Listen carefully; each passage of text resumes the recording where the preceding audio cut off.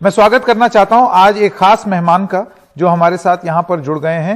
आपने इनका YouTube video जरूर देखे होंगे क्योंकि बहुत ही बारीकी से समझाते हैं। खान सर अब हमारे साथ जुड़ गए हैं।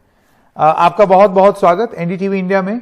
तो जैसे कि आपकी शैली रही है कि एक बात को बिल्कुल सरल भाषा में समझाने की, तो खान सर मेरी आपसे गुजारिश ये होगी कि आप जरा उन छात्रों के लिए जिन्होंने ये परीक्षा दी और जो तकलीफ में है, और उन लोगों के लिए जो ये सोच रहे हैं कि गड़बड़ हुई कहां, उसको जरा आप समझा दें।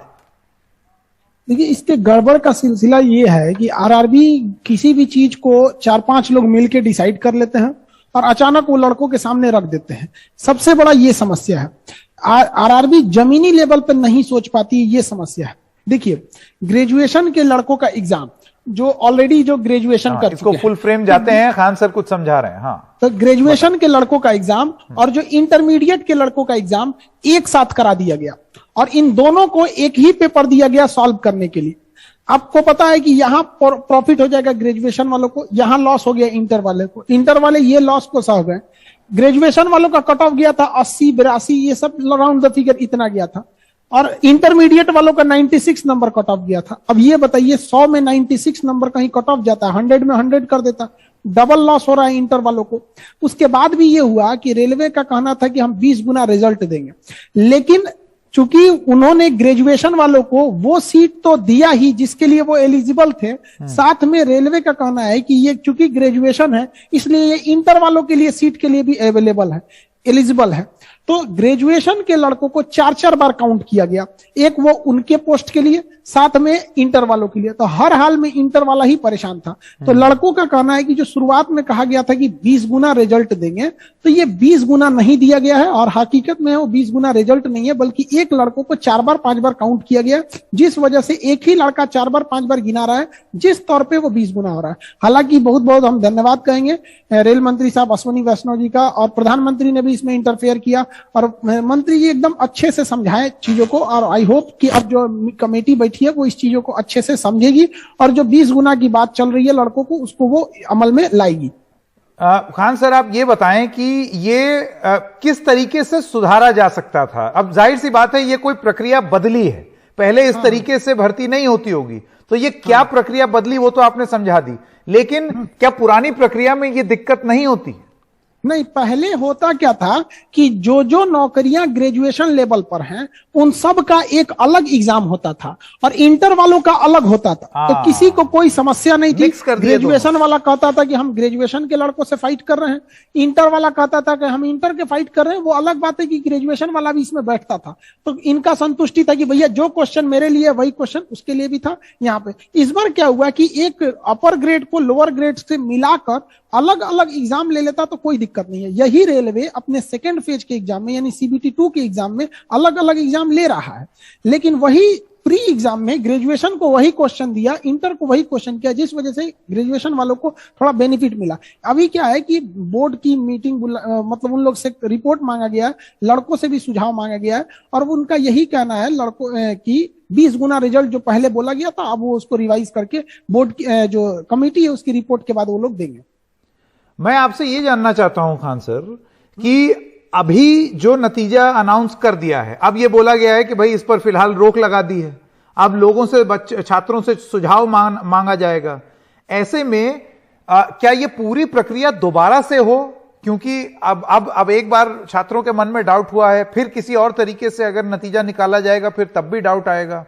तो अभी भी कोई तरीका है कि मौजूदा एग्जाम में कोई नतीजा निकाल लिया जाए या नए सिरे से यह प्रक्रिया की जाए, क्योंकि इसी एग्जाम को होने में 2 साल लग गए। नए सिरे से नहीं किया जा रहा है। मौजूदा में क्या हुआ था कि एक्चुअली क्या था कि 7.5 लाख लड़कों का रिजल्ट देना था, इन्होंने दिया है 3,80,000 लड़कों का रिजल्ट।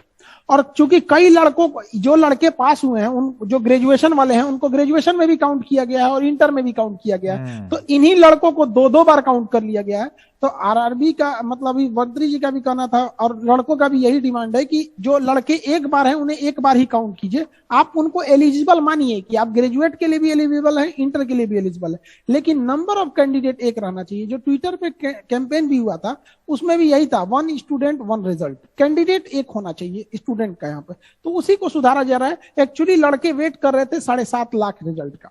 और आया 3.5 लाख का। तो जो लड़के असफल हुए हैं वो जाहिर सी बात है। और दूसरी सबसे बड़ी गलती हम आपको बताते हैं रेलवे की ओर से क्या हुई, आरआरबी की ओर से, कि 15 जनवरी को उन्होंने रिजल्ट दिया।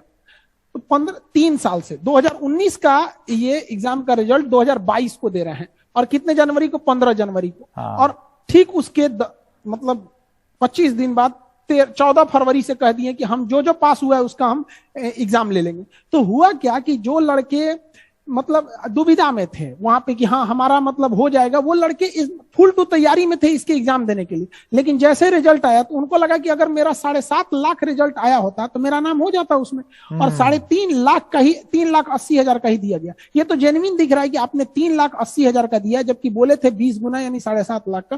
तो ये कहीं ना कहीं इतना बड़ा नंबर तो गैप होगा।